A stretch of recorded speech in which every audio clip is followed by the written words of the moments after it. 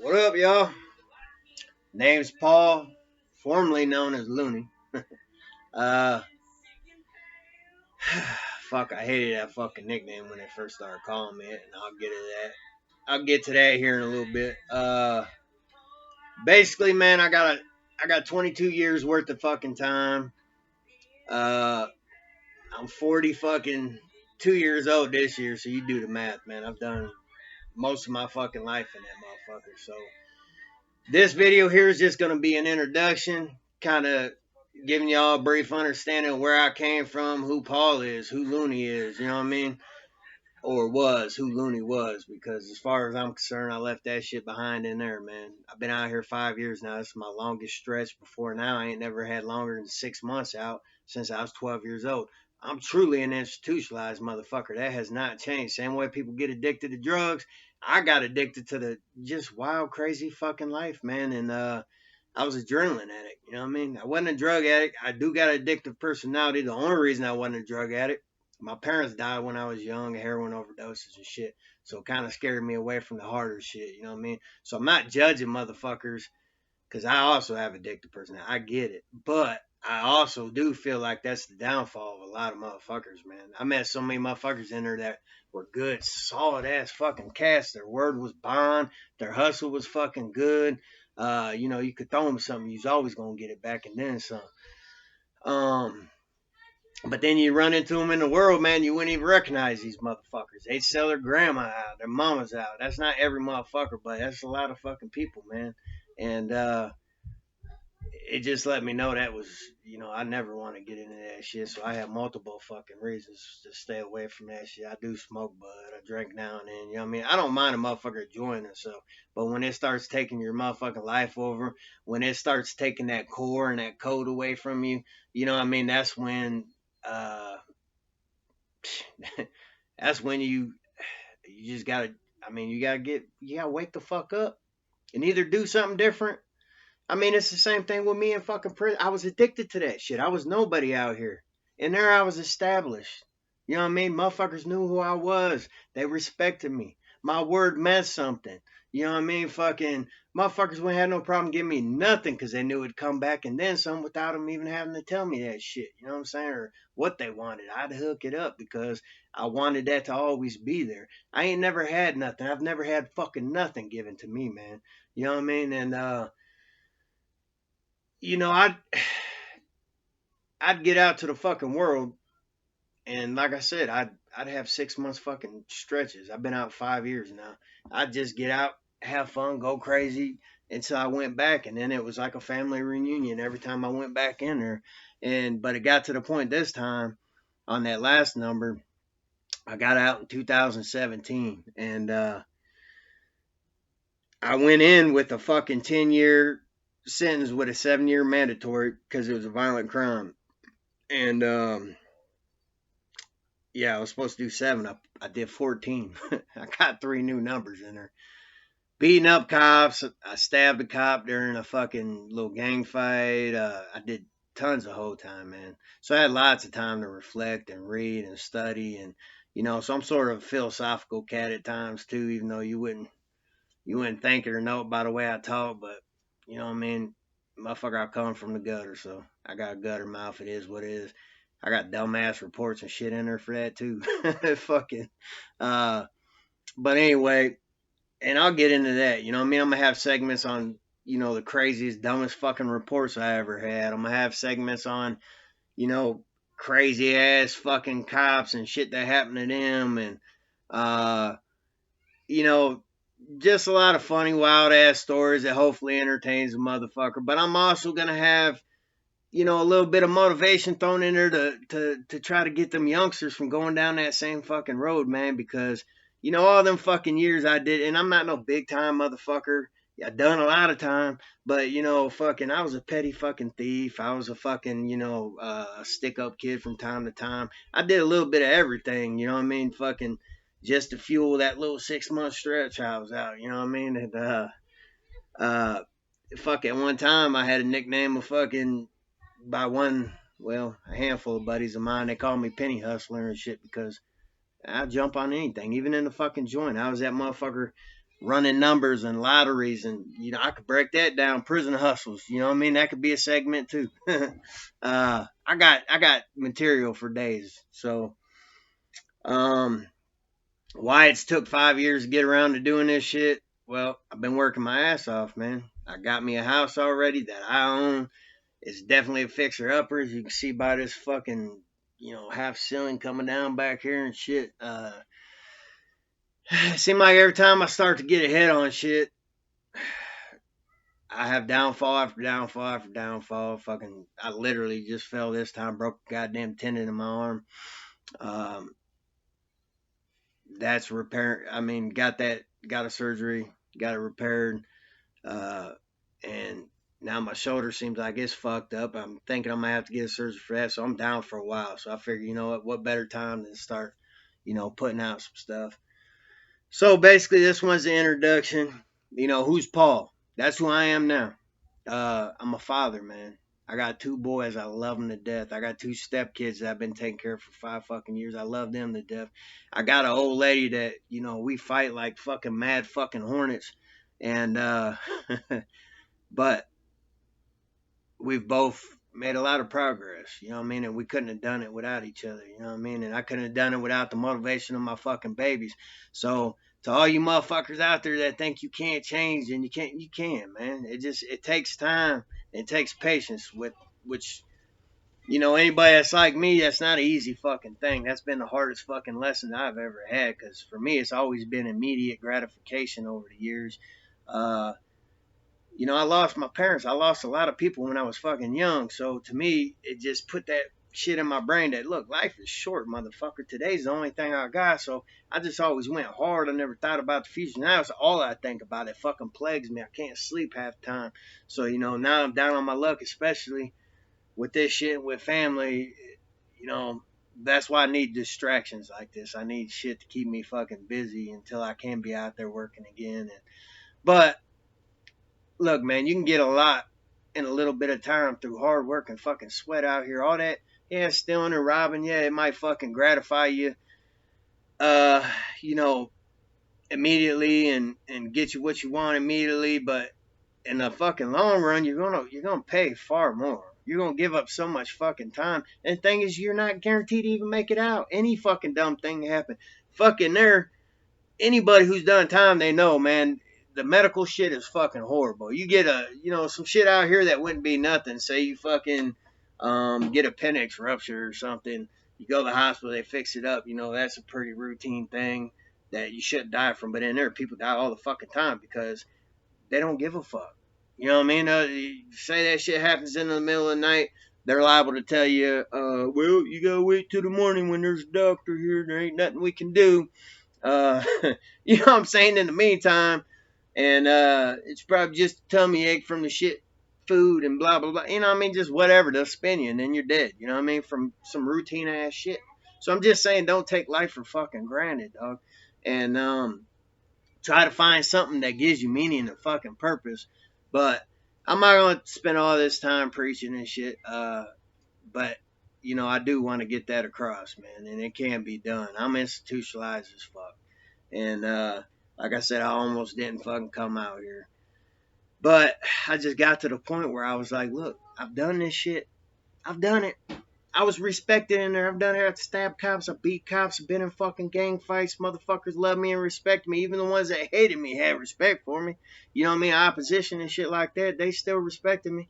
And so, I got to that point where I was like, look, I can keep doing this shit, but there's nothing new to get out of it. Or I can get out there and try to live for once. And if I don't make it, I don't make it. I know I can go back in there and do that. That shit ain't nothing. You know what I mean? I'll build my reputation in any state back up. You know what I mean? Over fucking night. I know how to do it. But I wanted to give it a shot. I was tired of this shit. So I got out here, and like I said, it was a scary proposition to come out here with nothing. To nothing. It's one of the reasons the first fucking priority I had was getting a house, man. And because that almost prevented me come out here because I didn't have anything. You know what I mean? I don't want my kids to feel like that. I want my kids to have fucking property. I want my kids to have a home. You know what I mean? I don't want them to feel like that.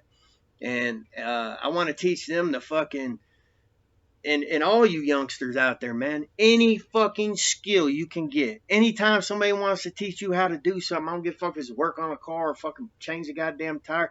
Anything. All of that shit can help you down the fucking road, man. The more skills, the better. That shit that I'm gonna teach to my fucking kids, you know what I'm saying? Motherfuckers talk about immortality and wanting to live forever and shit. I don't think I would. But I will. I'm gonna live forever through my kids. That's immortality. They've done studies and for on all these kids that never knew their parents and shit like that. You know what I mean? We're thrown in foster care or whatever, and then years later they went and tracked down their parents and stuff, and come to find out that, man, they were so much alike, even though they'd never known each other. You know what I mean? They were given away at birth, or too young to really know their fucking parents, but they would still have a lot of the same skills. They would like a lot of the same foods. You know what I mean? They were still similar in so many ways. Now you add to that actually being in their life and being able to teach them all the shit that you done learned the hard fucking way, and then they pass that on to their kids and so on and so forth.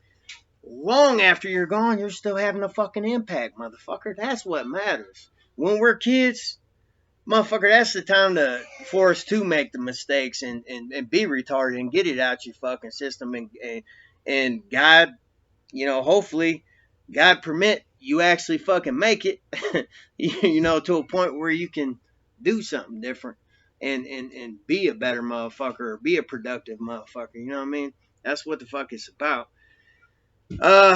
So anyway, with that being said, that's where I am now. That's who Paul is. Paul's a hardworking motherfucker who's there for my fucking kids. I'm still institutionalized as fuck. I don't like going out much. I'm socially fucking awkward. I've done years of fucking whole time and shit. You know what I mean? And so that never helped nothing. I didn't used to have anxiety. I used to be that motherfucker that had confidence everywhere I went. And after all that fucking whole time in there, fuck, I did 5 years straight at one time. Fucking not too long before I got out. So needless to say, when I got out here, it was a hell of a fucking adjustment. You know what I mean? And even now, I work, I shop to get shit I need for my kids. I'm very anxious and anxiety ridden. You know what I mean? So I have a hard time doing it, but I do anything I got to for my babies, and I have been for 5 years now. Not only my 2 kids have been providing for, 2 that my woman already had, and for the last 5 fucking years, and I love it, man. I love them, they love me, and so that's where I am now, and where I was. So let's spend some time telling you who Looney was. You know what I mean? And where he came from. Like I said, parents died.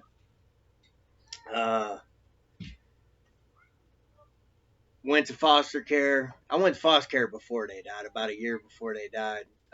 Me and my sister got took out of that home. And I seen a lot of shit. Even before that point, like I remember shit all the way back to when I was 4 or 5 years old, and some of it kind of set the stage, like me hating fucking cops, you know what I mean? And it's not to say all cops are bad, and I mean, yeah, they're needed, man, but at the same time, there are a lot of them motherfuckers that shit goes to their head and they abuse their fucking powers. I mean, obviously, there's been so much shit on it now that's out there, but anybody that's been in the system a lot, fucking, and it doesn't matter if you're fucking white, black, Chinese, whatever, motherfucker. We all go through it. When you look like me, the cops see you, you automatically profiled. God forbid, as soon as they pull up my fucking system, even now to this day, it could be a petty fucking driving infraction or something. And guess what? My fucking shit comes up and they see I got assaults on police and all that old shit, and fuck, they're calling in the whole goddamn police force. So yeah, you passed the plague, man, but it is what it is. It's part of who I am. It's part of where I come from. So, but anyway, so yeah, I was in the foster system when I was 8. My grandparents came and got us. They brought me to Davenport, Iowa, Quad Cities, Shout out QC, baby. Uh, got mad love for them. I just knew when when I got out this time, I wanted to try to stay out. So I didn't want to go back to fucking, a spot where I had too much fucking history. I was gonna run into people that I knew if I seen, I was gonna beat the fucking dog shit out of them. I was gonna hurt them, or worse, and then be right back in that motherfucker. Or motherfuckers was gonna get at me for shit I've done to them or their people. And it's just a revolving fucking it's a cycle that never fucking quits. So if you are getting out and you do want to do something different, your best option is to go somewhere else, man, where you don't have history, you don't have all this shit that's gonna probably lead you right back in there. You know what I mean? And I had the opportunities to get out. I put in work for motherfuckers in there. You know what I mean? That I could have contacted their people out here and had plugs over fucking night and come up overnight. You know what I mean? On dope, on all that old fucking shit. But I would have been right back in there. You know what I mean? Fuck that. All that shit is it's fake. It's fucking temporary. And when we're kids, that's the time to get shit out your motherfucking system. And when you're adult, especially when you have kids, you know, especially when you have kids, you're not living for yourself no more. You're living for them now, man. It's about them. You know what I mean? And making their life better and doing better through them doing good. You know what I mean? Like making up for all the old shit you did by them doing good, by them, living through them, man, because of the shit you taught, the shit you instilled in them. And what's crazy is if you've done a lot of time and you've been a shot caller and all that shit, which I have, anybody from back where I come from, they know this shit to be true.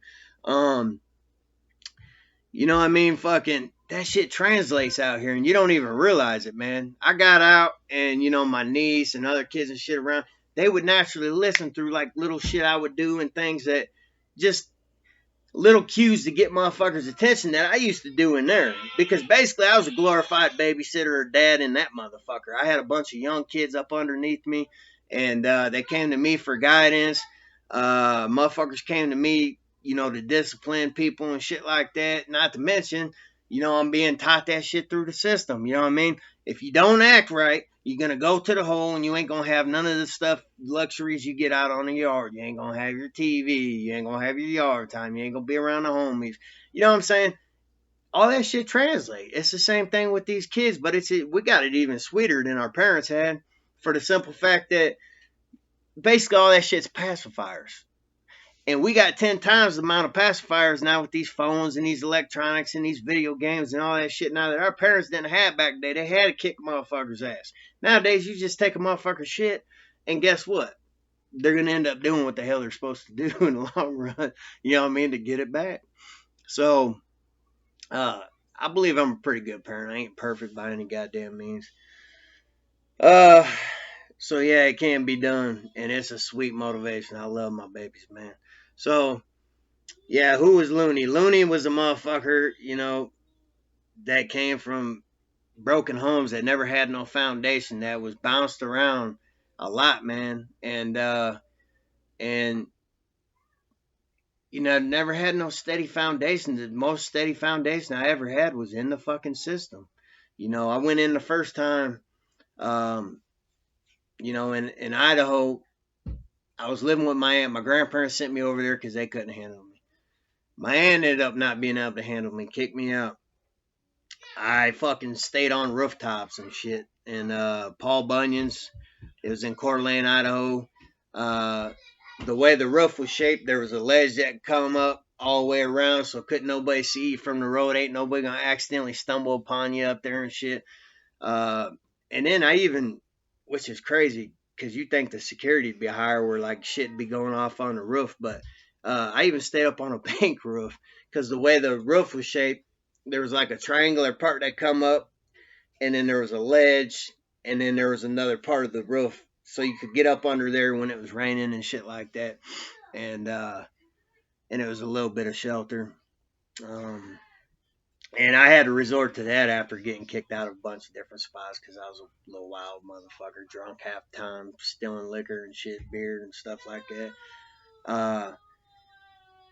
And so anyway, I got a bunch of like petty ass shit, burglaries and tickets and shit for fucking, minor smoking and all that stuff, and then a bunch of failure to appears, and I got sent away the first time over there. I went in right before I turned 13, and I didn't get back out till right before I turned 16. While I was in there, I was constantly fighting the fucking inmates and the staff and shit. I ended up escaping from there, being stuck in Orange for probably close to my last 6 months. I think I got out of Orange right before I finally got released from there. Went back to Iowa, Davenport, Quad Cities, and ended up getting. I stayed with my grandparents for a little while, got kicked out over there, stayed wherever the fuck I could again. Pretty much back on the streets again, staying with friends here and there, wherever the fuck I could, man. Sleeping in cars, garages, fucking that type of shit. Again, bunch of petty ass fucking crimes, anything to, fuel the party, get a little bit of liquor, a little bit of fucking weed, uh, which would draw all the chicks around, you know what I mean, and fucking get me laid, and, you know what I'm saying, and that's all the fuck it was about. And my thing was, I had a lot of death around me, so, you know, to me, that is what it was about. Enjoy yourself today. You're probably not gonna be here tomorrow. That's how I always fucking felt, man. I've always felt like I was in a rush. Even to this day, I'm still sort of like that. One of the biggest fucking lessons I've had to learn out here is patience. Don't come easy to us. You know what I mean? Us convict motherfuckers, us fucking institutionalized ass motherfuckers. So anyway, I ended up going back in over there to a place called Eldora, which is like, it's a step before, it's like the last step before prison over there for juveniles. You had kids in there that had killed people. You had fucking robbers in there. You had motherfuckers, burglaries, car thefts, all that shit, but it's motherfuckers that had like a pretty big jacket, and they knew it was probably going to go to prison. It was like the last fucking stop to try to get you right. And fuck all, I went crazy in there, man. We'd sent one of the units I lived on, we ended up sending that motherfucker up. We had plans of a big ass escape.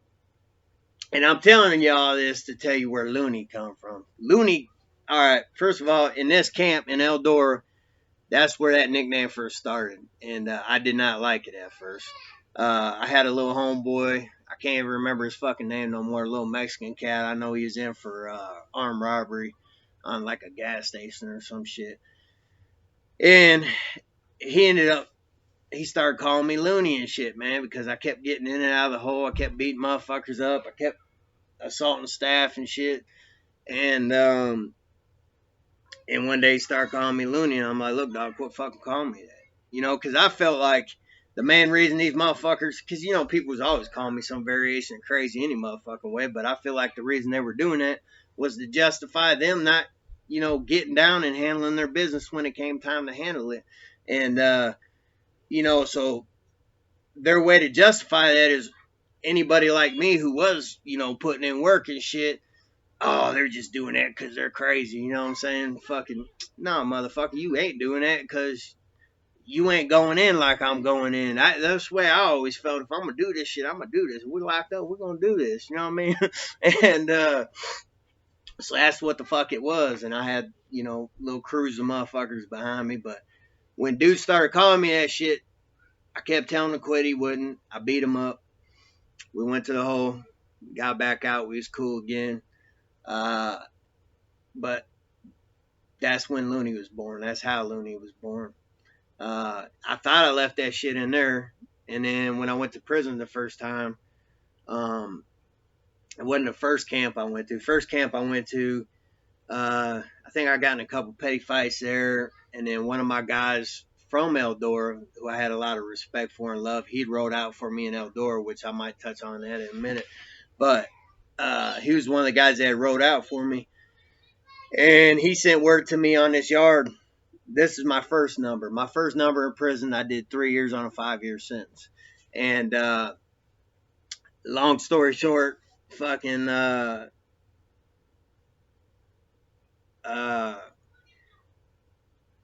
I'm in that first camp.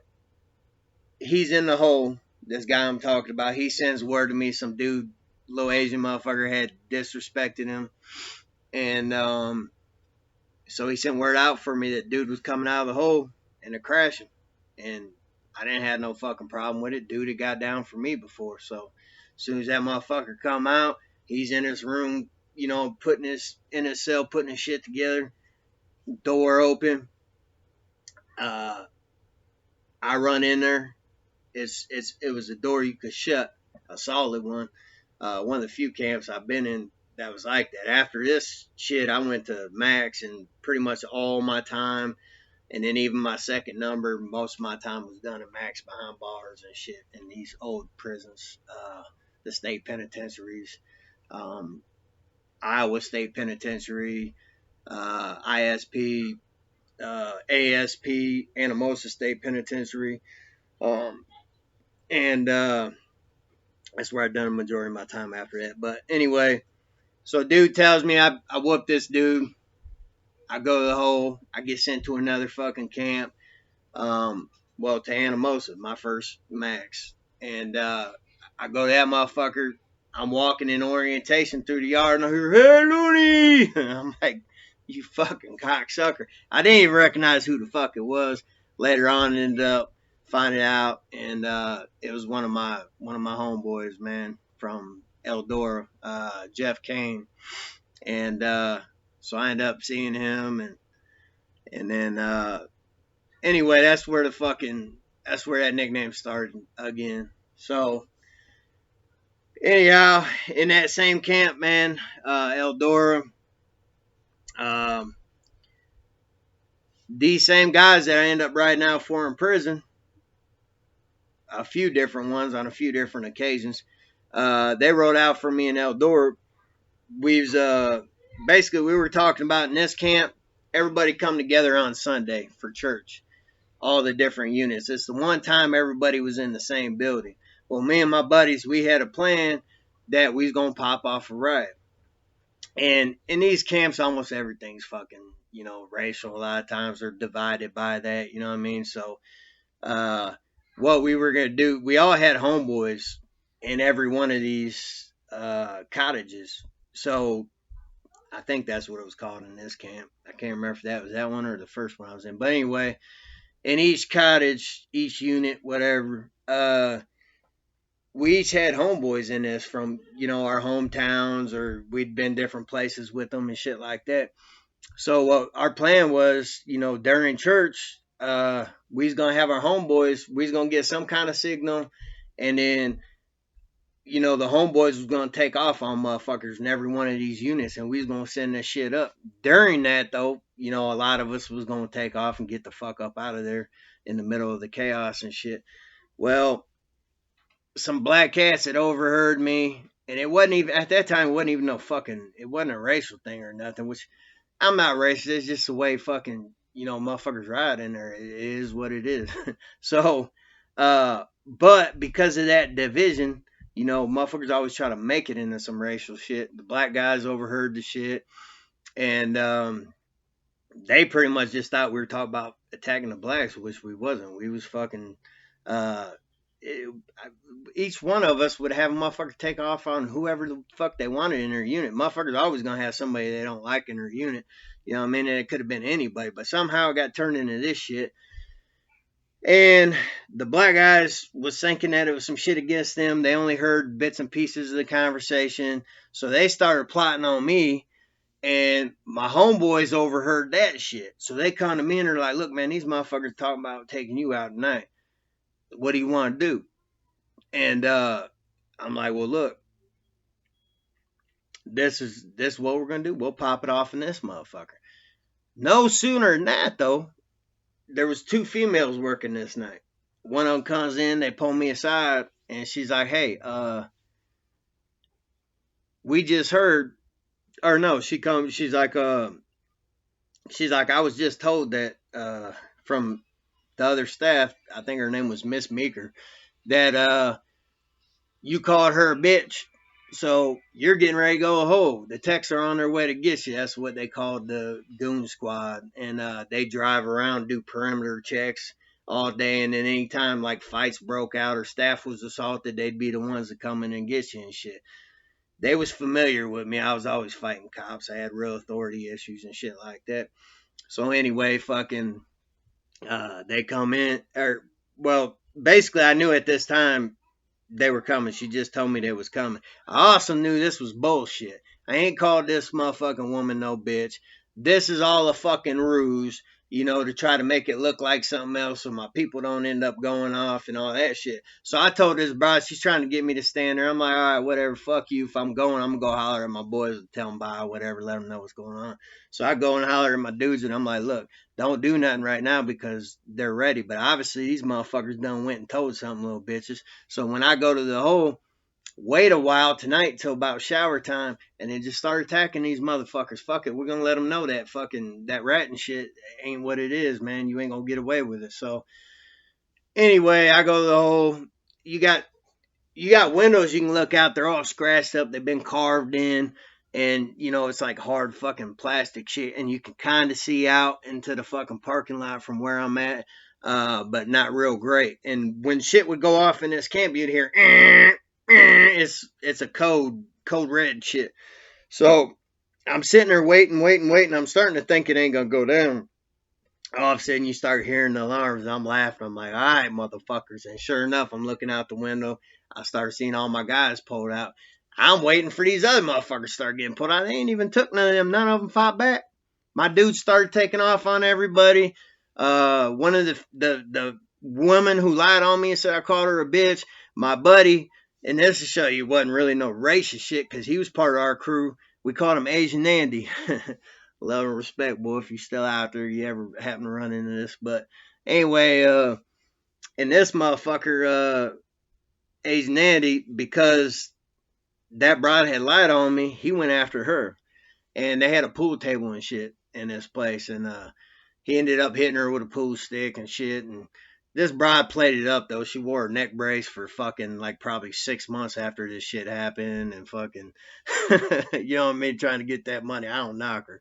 But anyway, I'm seeing them all get pulled out. And we had already had a plan, a way to talk to each other, once we got in the hole, is we'd take fucking, you had these plastic pillows, man. We put it on the fucking toilet and you take your knee down on this shit and it pushed the water back up in there. And then we'd have little styrofoam cups that, we get our juice and shit for lunch and shit in.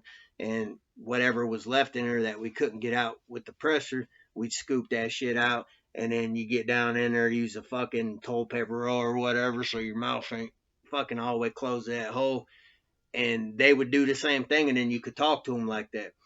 Because there wasn't no talking in this motherfucker. Because if you talked in this motherfucker, like yelling out the door, or any of that type of shit, the only thing you was given in this hole is crazy.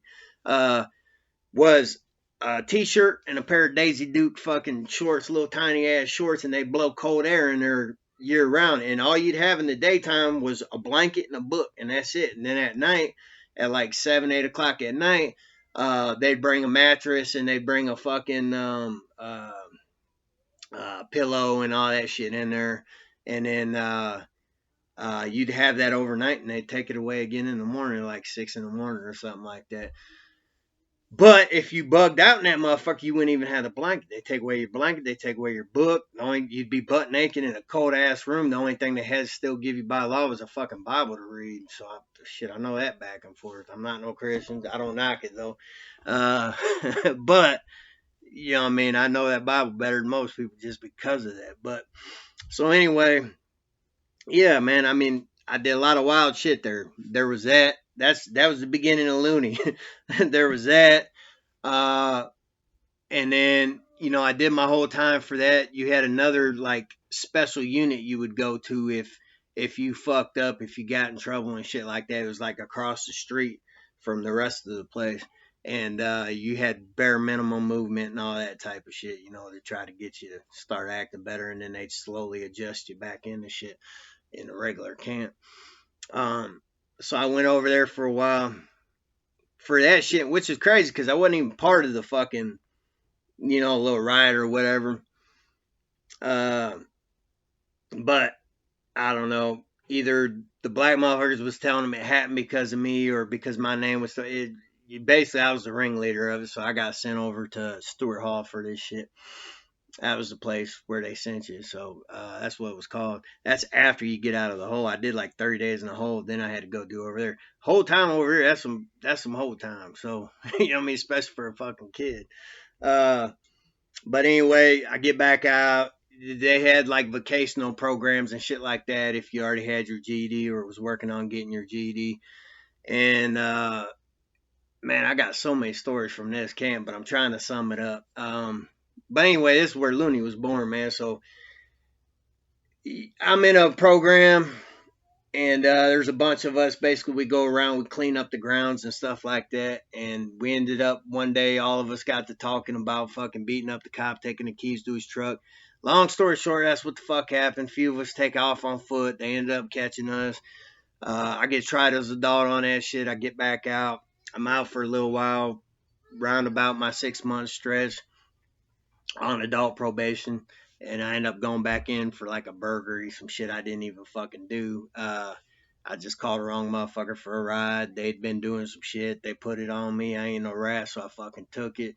Did 3 years on a 5 year bid. Um, got back out for fucking 6 months. Same old bullshit. Running around doing what I do. Went back in on a robbery and was supposed to do 7 on 10. Did 14 for assaulting a cop, and got back out. Got 2 kids, doing good now. So that's the sum up of where I am now, where I was, who Looney was, and this is just the introduction video. From here on out, they'll be shorter. They'll just be a story at a time, or maybe just preaching some motivational shit. I'm sort of a philosophical cat, man. I got a lot of ideas and philosophies and things that I've learned over the years that I think help motivate people. You know what I mean? My current girlfriend, I motivated her off drugs. She was on heroin. Had 2 kids, you know what I mean? Fucking, that was around me and my sister's age when my parents died of heroin overdoses. So it just, I believe everything happens for a reason, man. I was sent her way. I helped her get clean.